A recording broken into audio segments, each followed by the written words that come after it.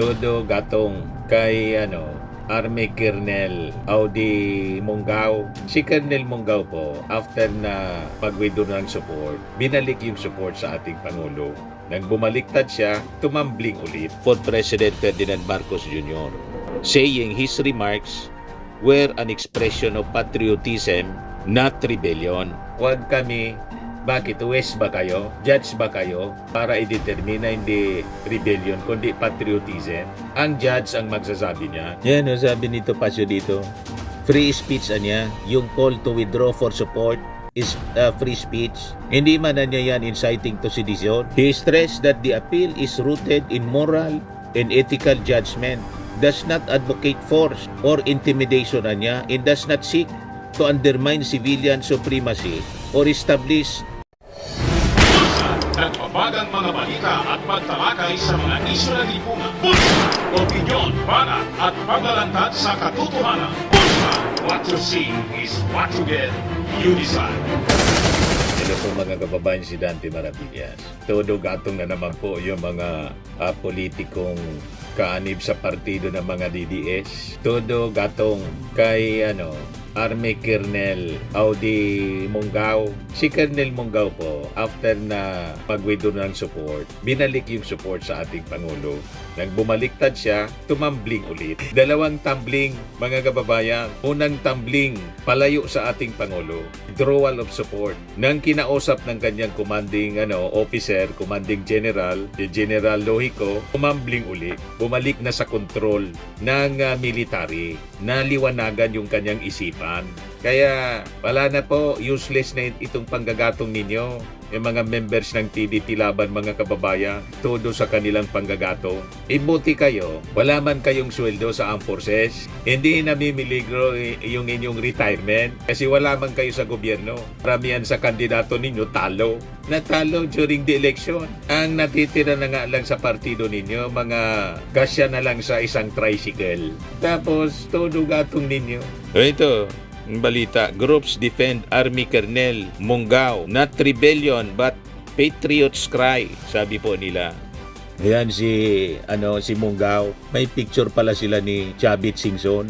Baka dinaluyan po. May padaloy siguro si Chavit, kaya ganon, biglang tumambling. Kinausap ngayon ni Commanding General Lohico, baka tinanong, bakit niya magkano? Yun ba niyang dumaloy sa'yo? Pwede na pabaon. Hindi ko man po narinig kung ano sinabi ni Commanding General Lohico. Pero ang sabi po ni General Lohico, nagbalik loob na, bumalik sa control, voluntarily, after na kausapin niya mga kababayan. Kaya, useless na itong panggagatong po ninyo sa PDP Laban.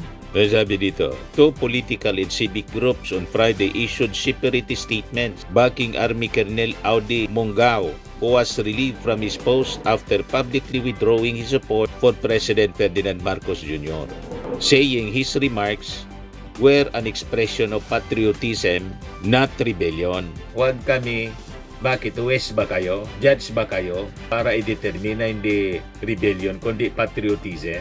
Ang judge ang magsasabi niya. Pag po kayong nakikinig dito sa mga panunulsul nila, lalo na po si Atty. Topacio, mabuti siya pag nakaso yung isang opisyal ng armed forces tulad ni retired General Pokis. Siya yung tumatayo na abogado, kumikita siya, alangan man libre, di ba? Yung attorney's fee. Kaya sige yung panggatong ni Atty. Topacio. Yan sabi ni Topacio dito.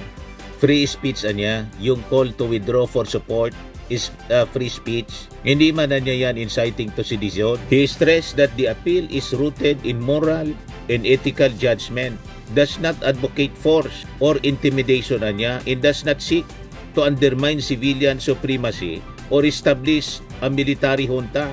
Paliwanag mga kababayan niya sa interview ng Billionaire News ni Topacio. Ay, Topacio pala. Kaya ang tama po, itong sinabi ni Atty. Garrido, matinong abogado. Yan sabi ni Atty. Garrido, really blank, withdrawal of support is a blatant disloyalty, desertion, conduct unbecoming of an officer and a gentleman, violation of oath to defend the Constitution and obey the chain of command, conduct prejudicial, breach of discipline, sedition. He just trusts the articles of war. While General Pokis is retired, this man remains very much in active service in answers to direct orders. He should be immediately detained and subjected to court-martial, then stripped of all benefits.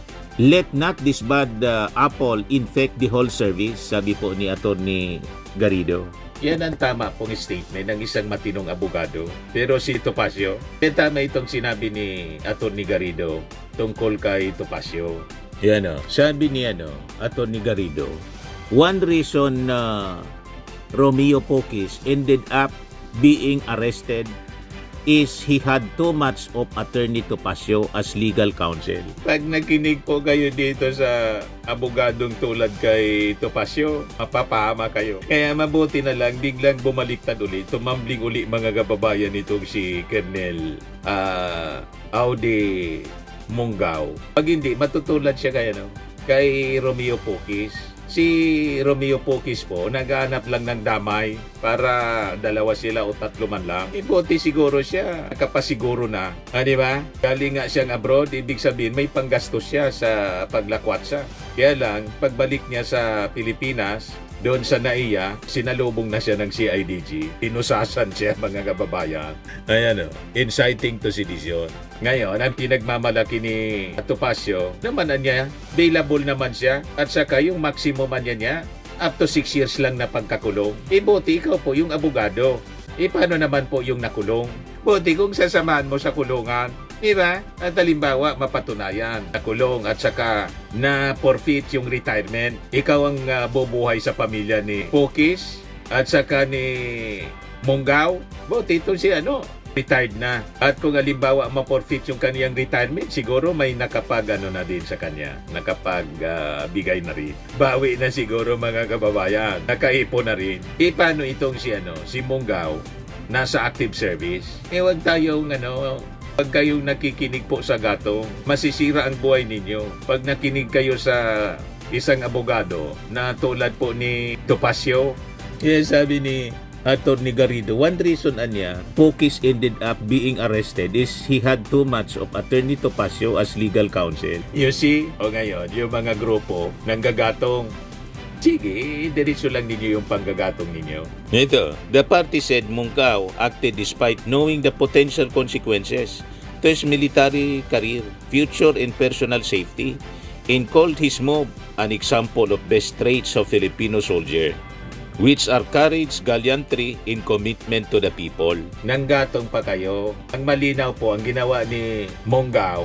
Buti na lang, tumambling uli, bumalik sa control ng military. Malinaw na blatant disloyalty, desertion, conduct unbecoming of an officer and a gentleman, violation of oath to defend the Constitution and obey the chain of command, conduct prejudicial, breach of discipline, sedition, violation ng articles of war. Yan ang malinaw po. Yung mga pananaw ninyo kasi baluktot. Mali ang inyong mga pagkaintindi. Colonel Munggaw is merely expressing what the military are feeling, sabi po ng PDP Laban o ng PDP. Adding such sentiments are shared by a large segment of the population. Lahat kayo kasinungalingan, haka-haka. Anong shared ng large segment? Kung large segment ang nagkakaroon ng ganyang sentimiento, di sana nag-people power na.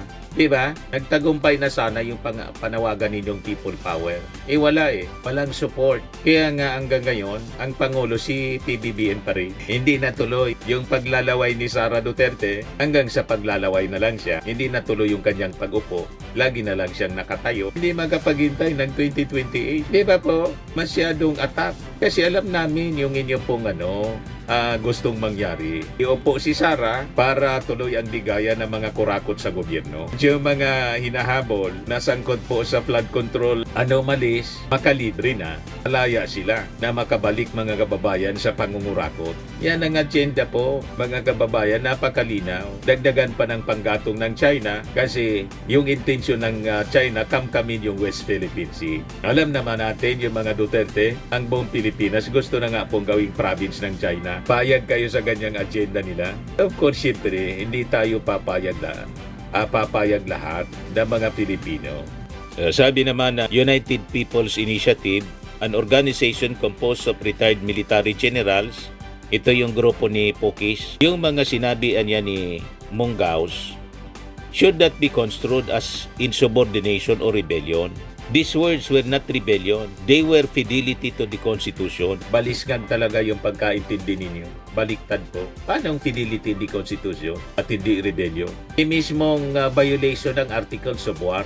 At hindi kayo ang competent body na magdedetermine yan. Ang magdedetermine yan, yung husgado, hindi kayo.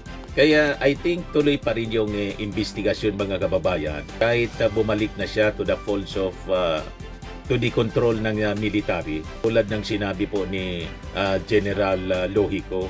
O ngayon, yung Philippine Army nagpalabas na ng statement po. Sabi diyan, the Philippine Army reiterates its commitment to professionalism, discipline, and political neutrality. Actions taken are guided by existing rules to preserve the integrity of the armed forces and ensure it remains focused on its constitutional mandate to serve the Filipino people. The armed forces remains apolitical and professional. Decisions are made to uphold discipline, integrity, and public trust. The Philippine Army follows established procedures in addressing internal matters. This reflects the institution's commitment to accountability, discipline, and adherence to the rule of law without politics. Professionalism and discipline are the backbone of the armed forces. Internal actions like this ensure the military remains non-partisan and focused solely on serving the nation. Yan mga kababayan yung sabi ng ating armed forces. So ito yung latest na pahayag ni General Lohico, Mike Lohico. Si Colonel Munggaw daw voluntarily submitted himself back to military control. We had a long talk and he is fully cooperating with our investigation. Pagtumbling niya, palayo sa control ng military, tumambling para mag-withdraw ng support sa ating Pangulo, biglang tumambling uli pabalik. Kaya useless na yung panggagatong po ninyo. Nakapag isip-isip ng mabuti, mga kababayan, si Colonel Munggaw. Kaya yung mga panggagatong ninyo, wala nang epekto yan. Useless na. Okay po, mga kababayan. Ayan lang po yung ating short video ngayon. Firmax Firming and Lifting Cream, pinapahid po sa mga pulses in affected area. Mainam po sa paninigas ng mga kaso-kasuan. Ito naman po, Automax Radiant Serum. Sa mukha naman yung application, anti-aging po siya. You will look 10 years younger than your age. Sa mga cancer patients naman po, baka lang gusto ninyo itong itry. Neng siya red mix fruit drink. Hindi mo po siya gamot, food supplement siya. Kaya lang, gawa siya mga kababayan sa goji berry. Yung goji berry, may anti-cancer properties. O ngayon, yung mga inquiries ninyo, dumiritso na lang kayo sa aming messenger sa Facebook para masagot namin agad. Ayos pa?